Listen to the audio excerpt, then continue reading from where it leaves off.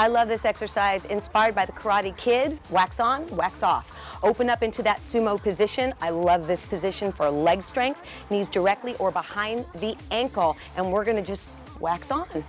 Stay low. You wanna cross the midsection of the body. Now this looks really easy, but it is not. You're using your core, your shoulders, your legs, and I can feel one leg and the other pushing into the ground.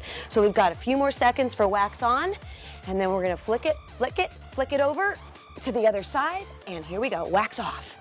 Now you can do big, you can do small and fast, you can change the pace, you can move the legs, you can do whatever you want because it's your workout. 1 minute challenge, let's go.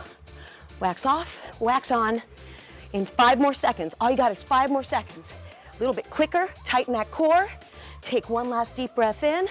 Woo! I'm done. I hope you are done too. Until next time.